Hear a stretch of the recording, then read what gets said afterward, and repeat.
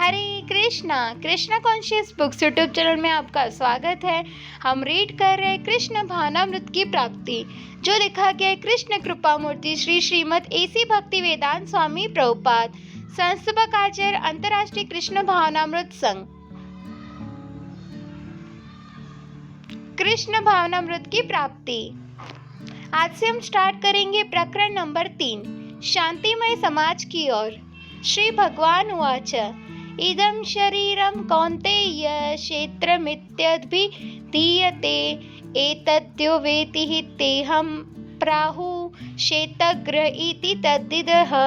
श्री भगवान ने कहा, हे कुंती पुत्र, यह शरीर क्षेत्र कहलाता है और जो इस शरीर को जानता है उसे क्षेत्रज्ञ कहते हैं। श्रीमद् भगवद गीता 13.2। पूर्ण पुरुषोत्तम भगवान श्री कृष्ण अर्जुन को क्षेत्र और क्षेत्रज्ञ के विषय में ज्ञान प्रदान कर रहे हैं। क्षेत्र खेत होता है जो यह शरीर है, और क्षेत्रज्ञ उस क्षेत्र का ज्ञाता व्यष्टि जीवात्मा है। यदि क्षेत्र यानी खेत में कुछ उपज करनी है तो उसके लिए कोई किसान होना चाहिए, और यदि इस शरीर को जिसकी तुलना क्षेत्र से की गई है खेती करने में लगाना है तो इसका कोई स्वामी अवश्य होना चाहिए जो इसका संस्कार अथवा विकास कर सके। अभी हमारे पास ये भौतिक शरीर है और हमारा यह कर्तव्य है कि हम इनका अनुशीलन उचित ढंग से करें। इस संस्कार या विकास को अकर्म कहते हैं। कोई व्यक्ति हमारे पास कुदाल लेकर खेत को निराने आ सकता है, अथवा यह व्यक्ति केवल कॉफी या चाय पीने के लिए भी आ सकता है। हमें यह विशेष प्रकार का शरीर सुसंस्कृत और विकसित करने तथा अपनी इच्छा अनुसार इंद्रियों के आवश्यक विषयों को प्राप्त करने के लिए दिया गया है। यह शरीर भगवान का उपहार है। भगवान बड़े दयालु है, और यदि कोई व्यक्ति इससे कुछ चाहता है तो वे उसे दे देते हैं। वे कहते हैं, अच्छा ठीक है, ये ले लो। श्री भगवान से हमारा संबंध ठीक वैसा ही है जैसा एक पिता से एक पुत्र का।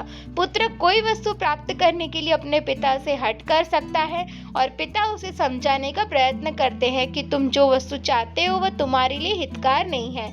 पिता उससे कहते हैं, प्रिय पुत्र, उस वस्तु को मत छुओ, वह तुम्हारे लिए हितकर नहीं है। किंतु जब बालक उस वस्तु के लिए हठ पकड़ लेता है तो पिता उसे वह लेने की अनुमति दे देते हैं। वत्सल्य पिता अपने पुत्र को यह सब देते हैं जो वह चाहता है। इसी प्रकार परम पिता भगवान अपने पुत्र पुत्रियों को वह सब देते हैं जो वे चाहते हैं। श्रीमद् भगवद गीता में कहा गया है कि सभी योनियों के जीव श्री भगवान की संतान है।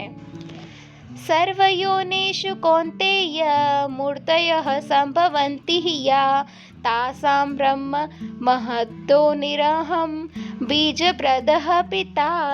हे कुंती पुत्र, सभी योनियों का जन्म इस भौतिक प्रकृति से संभव होता है, और मैं बीज प्रदान करने वाला पिता हूँ। श्रीमद् भगवद गीता 14.4। इस भौतिक जगत में भौतिक प्रकृति माता हमें शरीर प्रदान करती है, और परम पिता भगवान उस जड़ शरीर में आत्मा का गर्भाधान करते हैं। आजकल एक ऐसा मिथ्या सिद्धांत चल रहा है कि केवल मानव से में ही आत्मा होता है और दूसरे प्राणियों में यह नहीं होता, किंतु हमें वैदिक शास्त्रों से ज्ञात होता है कि पौधों तथा वृक्षों इत्यादि को सम्मिलित करके 80 लाख से भी अधिक योनियां हैं, और उन सब में आत्मा होती है, अन्यथा वे न उत्पन्न हो सकती न विकसित हो पाती। इस श्लोक में भगवान श्री कृष्ण घोषित करते हैं कि भौतिक संसार में उत्पन्न होने वाले सभी प्राणी, चाहे उनके जो भी रूप हो, उनकी संतान है, और उनका भगवान से वही संबंध है जो एक पुत्र का पिता से होता है। इस कृष्ण भावनामृत का विशेष उद्देश्य आत्मा की स्थिति और भगवान से उसका संबंध समझना है। क्षेत्रज्ञं चापि मामं वृद्धि सर्व क्षेत्रेषु भारत, क्षेत्र क्षेत्रज्ञयो ज्ञानं यत् ज्ञानं मतं मम। हे भरतवंशी अर्जुन, सब देहों यानी क्षेत्रों को जानने वाला क्षेत्रज्ञ भी मैं ही हूँ, और इस शरीर को एवं इसके स्वामी को जानना ज्ञान कहलाता है, ऐसा मेरा मत है। श्रीमद् भगवद गीता 13.3। यदि हम इस शरीर पर विचार करके यह अध्ययन करें कि हम वास्तव में ये शरीर नहीं है, तो हम इस निष्कर्ष पर पहुँचेंगे कि हम क्षेत्रज्ञ, शरीर को जानने वाला आत्मा है, शरीर नहीं। यदि हम अपनी अंगुली पर ध्यान दें कि हम अंगुली है कि नहीं, तो हम इस निष्कर्ष पर पहुंचेंगे कि हम उंगलियां शरीर का कोई और अंग नहीं है, वरन अंगुली, भुजाएं, पैर, सिर इत्यादि हमारी भुजाएं, हमारे पैर इत्यादि हैं। इस प्रकार हम इस निष्कर्ष पर पहुंच सकते हैं कि हम ये शरीर नहीं है, वरन ये शरीर हमारा है, इसलिए हम कहते हैं यह मेरा शरीर है। इस आधुनिक सभ्यता में दुर्भाग्य से लोग कभी ये प्रश्न पूछने का अवकाश नहीं निकालते कि वे क्या है या कौन है। वे केवल किसी कार्यालय या कर्मशाला यानी फैक्ट्री में दिन भर इसी धारणा से कठिन कार्य या घोर परिश्रम करते रहते हैं कि मैं ये शरीर हूँ, और यदि हम लोगों से पूछे आप कौन हैं, तो वे उत्तर देते हैं मैं हिंदू हूँ, मैं मुसलमान हूँ, मैं ईसाई हूँ, मैं स्वीडिश हूँ, मैं अमेरिकन हूँ इत्यादि। ये तो शरीर की भिन्न भिन्न पहचानें या उपाधियाँ हैं। वास्तविक बात यह है कि हम ये शरीर नहीं है। यह शरीर केवल हमारा कर्म क्षेत्र है। जिस प्रकार एक किसान खेत नहीं है, उसी प्रकार हम ये शरीर नहीं है। शरीर अनेक प्रकार के हैं और उन शरीरों के अनुसार उनके क्रियाकलाप भी अनेक प्रकार के हैं। एक कुत्ता किसी विशेष प्रकार के कार्य से, एक बिल्ली किसी दूसरे प्रकार के कार्य से और एक मानव किसी और ही प्रकार के कार्य से आनंदित होता है।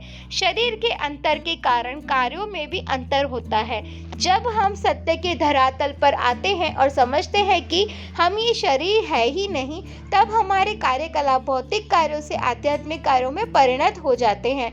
जब तक हम देहात्म बुद्धि से कार्य करते हैं, तब तक हमारे कार्य भौतिक होते हैं, किंतु ज्यों ही हम समझने लगते हैं कि मैं शरीर नहीं हूँ, अहम ब्रह्मास्मि, मैं ब्रह्म हूँ, तब हमारे कार्यकलाप उसी अनुभूति से प्रेरित होंगे, अर्थात वे देहिक या भौतिक स्तर से प्रेरित नहीं होंगे। शरीर से अलग अपने वास्तविक स्वरूप का ज्ञान ही सच्चा ज्ञान है, किंतु जब तक हम शरीर की पहचान से ही चिपके रहते हैं, तब तक सच्चा ज्ञान नहीं मिल सकता।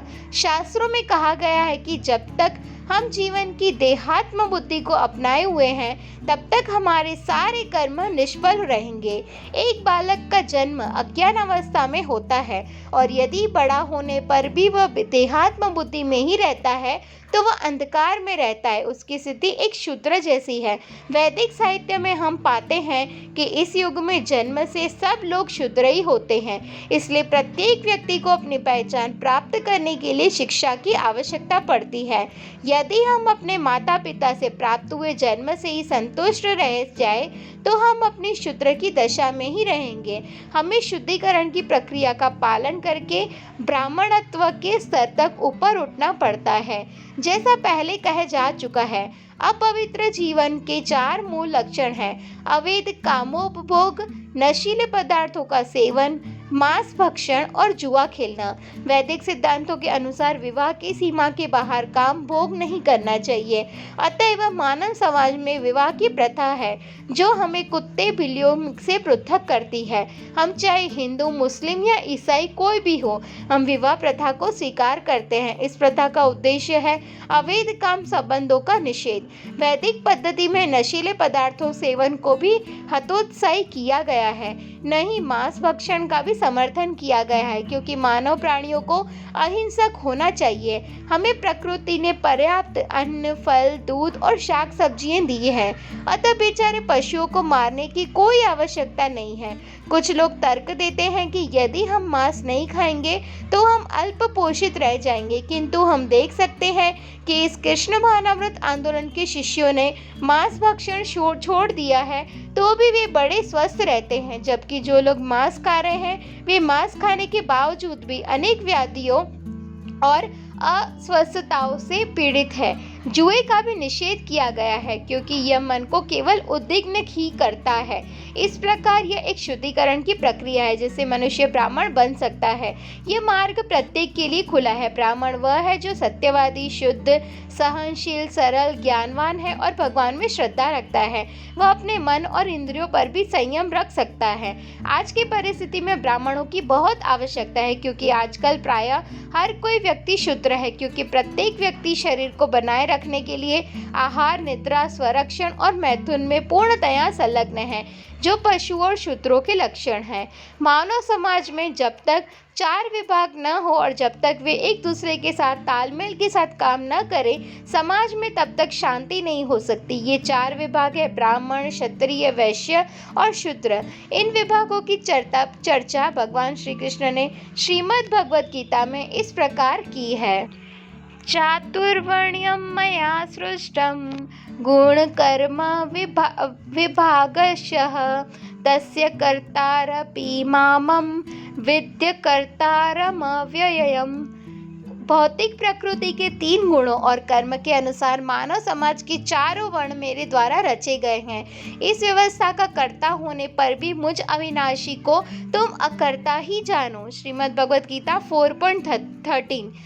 मानव समाज में मनुष्यों के ये 4 वर्ग स्वाभाविक है, कृत्रिम नहीं, क्योंकि इस भौतिक जगत में प्रत्येक वस्तु प्रकृति के 3 गुणों सत्वगुण, रजोगुण और तमोगुण के अधीन कार्य कर रही है। जब तक हम इस भौतिक जगत में हैं, तब तक प्रत्येक व्यक्ति को एक ही श्रेणी में नहीं रखा जा सकता, क्योंकि प्रत्येक व्यक्ति प्रकृति के 3 गुणों के अधीन कार्य कर रहा है। किंतु जब हम इस त्रिगुणात्मिका भौतिक प्रकृति के परे हो जाते हैं, तब वहाँ समता हो जाती है। उस समय ये सारे वर्ग और भेद नष्ट हो जाते हैं। अतः जब अब प्रश्न वह उठता है कि ये इस त्रिगुणमयी प्रकृति के पार कैसे पहुँचा जाए, उसका उत्तर है कृष्ण भावना भावित बनना ही भौतिक प्रकृति से परे जाना है। जैसे ही हम कृष्ण भावनामृत में स्थिर होते हैं, हम भौतिक प्रकृति के 3 गुणों से परे हो जाते हैं। मामचम यो विचारेण भक्ति योगेन सेवते सगुणान् स्मृति त्येता ब्रह्मभूताय कल्पते। जो पूर्ण रूप से मेरी अनन्य भक्ति के द्वारा मेरी सेवा करता है और किसी भी स्थिति में उससे पतित नहीं होता, वह तत्काल प्रकृति के गुणों को लांघकर ब्रह्मभूत स्तर पर पहुंच जाता है। श्रीमद् भगवद गीता 14.26। इस प्रकार जो व्यक्ति कृष्ण भक्ति के कार्यों में प्रवृत्त होता है, वह तत्काल ही दिव्य स्थिति पर पहुंच जाता है। मूल रूप से हम भौतिक पदार्थ नहीं, अपितु ब्रह्म है। अहम ब्रह्मास्मि। शंकराचार्य का दर्शन मुख्यतया इस सिद्धांत पर आधारित है कि हमें यह नहीं सोचना चाहिए कि हम इस भौतिक प्रकृति से निर्मित पदार्थ है। यह एक दुर्भाग्यपूर्ण घटना है कि हम भौतिक प्रकृति के संपर्क में आ गए हैं। वास्तव में हमारा स्वरूप यह है कि हम आत्मा ब्रह्म और हमें उसी मूल स्वरूप को जागृत करना है। इस भौतिक जीवन एक व्याधिग्रस्त स्थिति है। जब हम ब्रह्म में स्थापित हो जाते हैं, तब हम फिर से हमारी स्वस्थ अवस्था में आ जाते हैं। जब हम 100% कृष्ण भावना भावित हो जाते हैं, तब वह स्वस्थ ब्राह्मी स्थिति में तुरंत प्राप्त हो जाता है। जब हम भगवान श्री कृष्ण की सेवा करते हुए भौतिक प्रकृति के 3 गुणों से परे हो जाते हैं, तब हमारी स्थिति क्या होती है? क्या हम शून्य बन जाते हैं? कुछ दार्शनिकों का मत है कि इस भौतिक जीवन से मुक्ति पाने के बाद, इस भौतिक शरीर के निर्वाण के बाद हम शून्य हो जाते हैं। यह एक भयावह सिद्धांत है। स्वभाव से एक जीव शून्य की ओर आकर्षित नहीं होता। हम कितने भी रुग्ण हो जाए और कितने भी कारणों से कष्ट पा रहे हो, किंतु यदि हमारा डॉक्टर आकर हमसे कहे, लाइए मैं आपके प्राण लेकर आपकी सारी व्याधियों को समाप्त कर देता हूँ, तो हम तुरंत कहेंगे, नहीं नहीं, मुझे मारने के बजाय मुझे रोग से कष्ट पाने दीजिए। हम मात्र अपने दुखों का अंत करने के लिए भी मारा जाना पसंद नहीं करते। इस प्रकार ये सिद्धांत की भौतिक जीवन के पश्चात शून्य ही रह जाता है, तनिक भी आकर्षण नहीं है और न यह तथ्य भी है। हम तो सच्चिदानंद विग्रह अर्थात सनातन, आनंदमय और ज्ञानमय है। हम उन परम भगवान के अंश हैं। श्री भगवान सच्चिदानंद विग्रह है और हम लोग गुण की दृष्टि से उनसे अभिन्न है। समुद्र के जल की एक बूंद चाहे कितनी भी छोटी क्यों न हो, उतनी ही खारी होती है जितना ही पूरा समुद्र। इसी प्रकार भले ही हम केवल सूक्ष्म अणु आत्मा क्यों न हो, हम में भी वे सभी गुण विद्यमान है जो परम आत्मा में है। हमारे शून्य होने का तो प्रश्न ही नहीं उठता, क्योंकि एक जीवात्मा के रूप में हमारा आध्यात्मिक गुणधर्म अपनी अनंत विविधता में वही है जो भगवान के हैं। किंतु यदि इस भौतिक जीवन में निराशा के कारण हम आत्महत्या कर ले तो उससे हमारे दुखों का अंत नहीं होता, अपितु हम और दूसरे दुखों को उत्पन्न कर लेते हैं। यदि कोई व्यक्ति आत्महत्या का प्रयत्न करता है किंतु उसमें सफल नहीं होता या किसी प्रकार बच जाता है तो वह राज्य के विधान के अनुसार दंड का भी भागी होता है। उसी प्रकार प्रकृति के नियम आत्महत्या को एक आपराधिक कृत्य मानते हैं। हमारे इस भौतिक जीवन का अंत केवल एक अनंत सच्चे आनंदमय जीवन को प्राप्त करने के उपरांत ही हो सकता है। हमें केवल हताशा के कारण इस जीवन के दुखों का अंत करने का प्रयत्न नहीं करना चाहिए, अपितु हमें ऐसे कार्यों में संलग्न होना चाहिए जो हमें आध्यात्मिक जीवन की उच्चता प्रदान करे। मानव समाज में 4 वर्णों की रचना भगवान श्री कृष्ण द्वारा उन्नति की इस विधि को सरलता से प्राप्त करने के लिए की गई थी। जिस प्रकार एक विद्यार्थी निम्न श्रेणी के उच्च स्नातकोत्तर श्रेणी में पहुंचता है, उसी प्रकार 4 वर्णों यानी चातुर्वर्ण्यम का कर्म विभाजन हमें चेतना के निम्नतम स्तर को से उठाकर कृष्ण चेतना के उच्चतम स्तर तक ले जाने के लिए किया जाता है। यह प्रक्रिया सहयोग की एक प्रक्रिया है। मानव शरीर में सबसे महत्वपूर्ण अंग सिर है, फिर भुजाएं, उदर और पैर है। यद्यपि सिर सबसे महत्वपूर्ण अंग समझा जाता है, तथापि पैरों या किसी अन्य अंग की उपेक्षा का प्रश्न नहीं उठता। इसी प्रकार मानव समाज के वर्ग विभाजन में कोई एक वर्ग दूसरे वर्गों की उपेक्षा करके महत्वपूर्ण नहीं माना जाता। इन वर्गों में ब्राह्मणों को बुद्धिजीवी वर्ग, शिक्षक वर्ग माना जाता है। क्षत्रिय लोग शासक और सैनिक वर्ग है, वैश्य लोग व्यापार व्यवसायी और कृषक वर्ग है, शूद्र लोग सामान्य श्रमिक वर्ग है। प्रत्येक सुव्यवस्थित समाज में इन सभी वर्गों की आवश्यकता होती है। यदि वे कृष्ण भावनामृत की प्रगति में परस्पर सहयोग करते हैं तो उनमें संघर्ष होता ही नहीं है। वर्तमान सामाजिक स्थिति में भी हम देखते हैं कि हम इन्हीं 4 वर्गों में रह रहे हैं किंतु हम में सहयोग नहीं है। हर कोई असंतुष्ट है। आजकल पूंजीपति वर्ग और मजदूर वर्ग में बड़ा भारी संघर्ष है क्योंकि उनमें कोई सहयोग नहीं है, केवल संघर्ष है। विभिन्न वर्गों में यह सारा संघर्ष कृष्ण भावनामृत के अभाव के कारण है। वस्तुतः जब तक कृष्ण भावनामृत प्राप्त नहीं होता तब तक सहयोग की थोड़ी भी संभावना नहीं है। मानव समाज के समस्त अंगों में तालमेल के लिए कृष्ण भावनामृत नितांत अनिवार्य है, हम चाहे किसी भी वर्ग के क्यों न हो। यदि हम कृष्ण भावनामृत से युक्त होकर सहयोग करें तो विश्व में शांति स्थापित हो जाएगी। इसी प्रकार कृष्ण भावनामृत समाज के इन सभी वर्गों की एक अनिवार्य आवश्यकता है। श्रीमद् भगवद गीता का प्रत्येक अध्याय और प्रत्येक निष्कर्ष कृष्ण भावनामृत की ओर निर्देश करता है।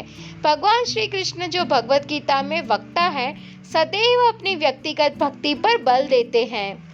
मन्मना भव मद्भक्तो मध्याची माम नमस्कुरु मामे वेश्यसि सत्यम ते प्रतिजाने प्रियोसि में। हे अर्जुन, तुम सदा मेरा चिंतन करो, मेरे भक्त बनो, मेरा पूजन करो और मुझे ही नमस्कार करो। निसंदेह इस प्रकार तुम मेरे पास आओगे।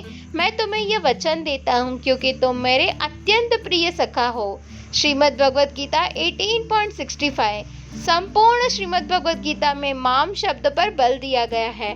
माम का अर्थ है मुझे, भगवान श्री कृष्ण को, किंतु बहुत से धूर्त लोग इस माम का अर्थ प्रत्येक व्यक्ति को करते हैं। जब मैं कहता हूँ मुझे एक गिलास पानी चाहिए तो क्या इसका अर्थ यह होगा कि मैं आपसे प्रत्येक व्यक्ति के लिए एक गिलास पानी लेने के लिए कह रहा हूँ? यहाँ व्यक्ति विशेष के बारे में कहा गया है, किंतु ये लोग शब्दों के मायाजाल से मुझे या मैं का तात्पर्य प्रत्येक व्यक्ति करते हैं। परिणाम स्वरूप जब भगवान श्री कृष्ण मैं कहते हैं तो दुर्त लोग उस मैं को अपने खुद के साथ जोड़ देते हैं। यह बड़ा भारी अनर्थ है। यद्यपि श्रीमद् भगवद गीता विश्व में बहुत लोकप्रिय है, किंतु इन संसारी विद्वानों की गलत व्याख्या के कारण इसका तात्पर्य ठीक से समझा नहीं गया है। श्रीमद् भगवद गीता में स्पष्ट कहा गया है कि इस चातुर्वर्ण्य व्यवस्था की स्थापना भगवान श्री कृष्ण ने की थी, किंतु किंतु वे इस व्यवस्था से परे हैं। जब भगवान श्री कृष्ण एक अवतार के रूप में आते हैं तब वे किसी सामाजिक व्यवस्था के सदस्य के रूप में नहीं आते। वे ब्राह्मण या किसी और वर्ण के रूप में नहीं आते हैं। जब भगवान श्री कृष्ण अवतरित हुए थे तब वे देवकी और वसुदेव के पुत्र के रूप में आए थे। वसुदेव जी एक राज परिवार से थे, अतः वे क्षत्रिय थे। इस प्रकार भगवान श्री कृष्ण ने एक क्षत्रिय का कर्म किया, किंतु इसका अर्थ यह नहीं कि भगवान श्री कृष्ण क्षत्रिय जाति के थे। अनेक योनियों में भगवान श्री कृष्ण ने अनेक अवतार हुए हैं। एक अवतार में वे एक मत्स्य यानी मच्छ के रूप में प्रकट हुए, मत्स्य जाति के एक सदस्य के रूप में, किंतु इसका अर्थ यह नहीं कि भगवान श्री कृष्ण मत्स्य है। यदि एक मछली को देखकर हम समझ ले कि यह भगवान श्री कृष्ण के परिवार की सदस्य है तो यह हमारी भूल होगी।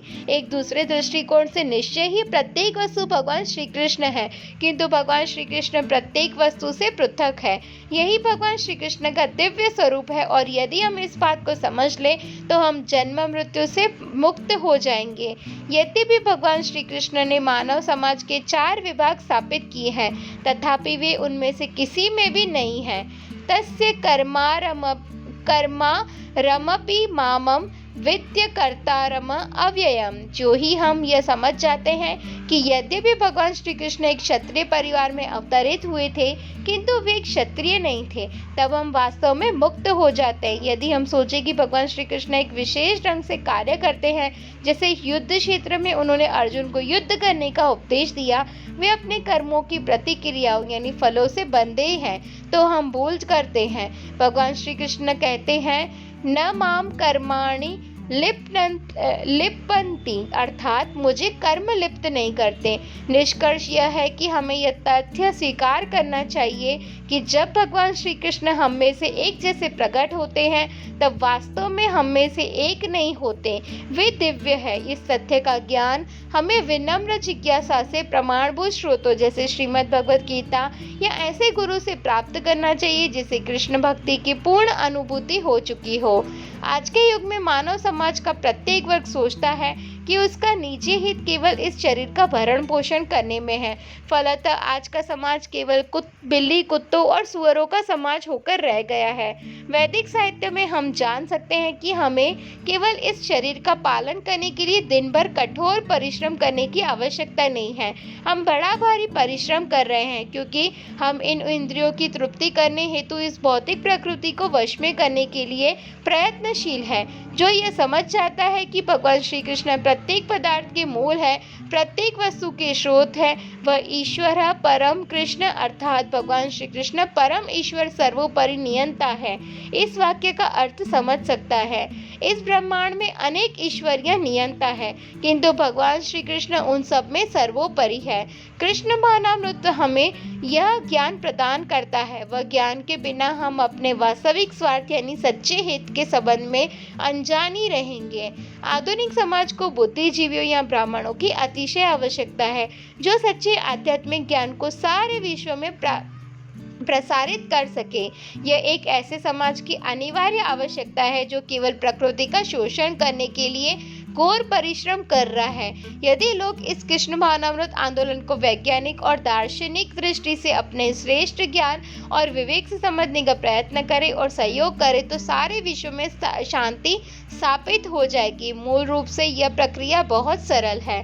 हमें केवल हरे कृष्ण कृष्ण कृष्ण हरे हरे, हरे राम राम राम हरे हरे इस मंत्र का संकीर्तन करते हुए पूर्वोक्त 4 नियामक सिद्धांतों का पालन करना है। उन नियमों के पालन के द्वारा हम पापपूर्ण जीवन के 4 स्तंभों से बच सकेंगे और हरे कृष्ण मंत्र के संकीर्तन के द्वारा हम भगवान के निरंतर संपर्क में रहते हैं।